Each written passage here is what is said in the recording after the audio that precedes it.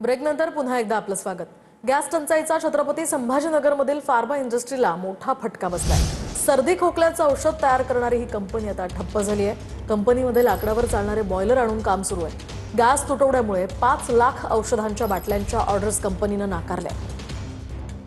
एकूणच सगळ्याच क्षेत्रांना हा फटका बसताना सध्या पाहायला मिळतोय। गॅस तुटवड्यामुळे औषधांच्या बाटल्यांच्या ऑर्डर्स कंपनीने नाकारलेल्या आहेत। गॅस टंचाईचा छत्रपती संभाजीनगरमधल्या फार्मा इंडस्ट्रीला हा मोठा फटका बसतोय। सर्दी खोकल्याचं औषध तयार करणारी ही कंपनी आहे आणि या कंपनीचं कामकाज आता बॉयलरचं काम ठप्प झाल्यामुळे पूर्णतः बंद झालंय। एलपीजीचा एकूणच गॅसचा तुटवडा सध्या भारतासह महाराष्ट्रात मोठ्या प्रमाणात जाणवतोय आणि त्याचा परिणाम हा सगळ्या क्षेत्रांवर पाहायला मिळतोय। मेडिकल क्षेत्रावर सुद्धा याचा हा परिणाम सध्या मोठ्या प्रमाणात जाणवतोय।